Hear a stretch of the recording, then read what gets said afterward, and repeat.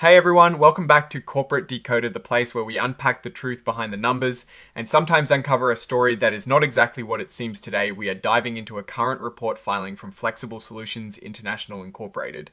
And let me tell you, this report is short, but it tells us a story about how decisions get made and how important shareholder votes really are if you like getting direct insights from corporate documents. Make sure you are subscribed, and we also have a Discord community linked in the description below where we chat about these filings and more. So this filing is from Flexible Solutions International Incorporated, a company that makes some interesting products. You might not know them off the top of your head, but they are actually publicly traded on the NYSE American Exchange under the ticker symbol FSI. The big news here is that on the 20th of November 2025, the company held its annual meeting for shareholders. This is where the owners of the company get to vote on important matters and elect the people who will run the company for the next year. This filing is mostly about what happened at that shareholder meeting. Specifically, it details who got elected as directors and how shareholders voted on a few key proposals. Let's start with the elections. The report tells us who was elected as directors for the upcoming year, and we see names like Daniel B. O'Brien, John H. Bianches, Robert Helena, Thomas Files, Ben Seaman, and David Finn.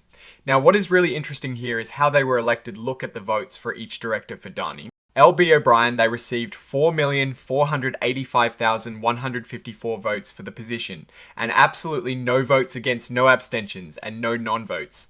That is a perfect score from here. It looks like every single shareholder who voted was in full support of these directors. This number, 4,485,154, appears for every single director that was elected. This suggests that this was the total number of votes cast, and that everyone agreed on the slate of directors presented. This kind of unanimous approval is pretty rare, and it indicates strong alignment between the company's management and its shareholders in this particular instance. Beyond electing the board, there were also 3 proposals that shareholders voted on. These are essentially opportunities for shareholders to voice their opinions and either approve or reject certain company actions. The first proposal was about executive compensation. This is often called a say-on-pay vote, and it means shareholders get to give their non-binding opinion on how much the top executives are being paid.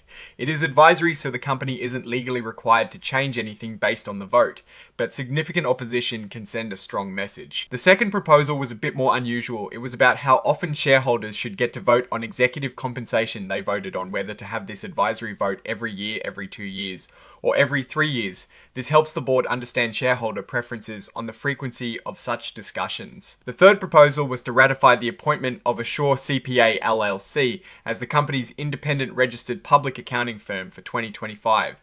This is a standard procedure where shareholders approve the auditors who will check the company's financial statements.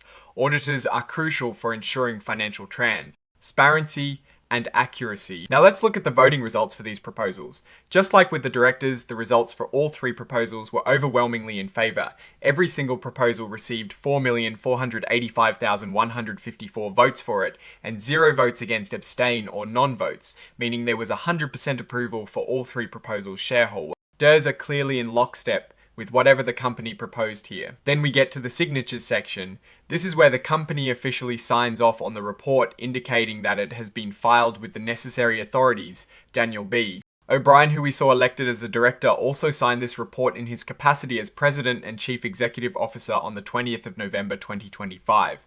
Looking at this filing, it tells a story not of financial performance or dramatic business shifts, but of shareholder engagement and governance. It appears that at this particular annual meeting, the shareholders of Flexible Solutions International Incorporated were in complete agreement with the board's proposals and the elected directors. The numbers show a perfect score across the board for director elections and for the ratification of key company proposals. This level of unanimous consent suggests either a very strong internal consensus or perhaps that the proposals were not particularly contentious. This doesn't give us a look into the company's revenue or profits, but it does show a stable and unanimously supported leadership structure, at least for this moment in time. Now, looking at these results more broadly, Flexible Solutions International Incorporated exhibited a remarkable level of shareholder unity. Their directors and key company proposals received unanimous approval, which is a strong signal of confidence from their owners. While this filing doesn't reveal granular financial details, it does suggest a stable governance foundation. What remains to be seen is how this unity translates into future business growth and profitability. Alright, that's our breakdown of this current report filing. What is your take? on this unanimous shareholder approval, and what does it signal for the company's future? Drop your thoughts in the comments. If this analysis was valuable, hitting that like button really helps. And subscribe for more deep dives into the world of corporate finance. Don't forget to check out our Discord community, linked in the description below. Thanks for watching. See you next time.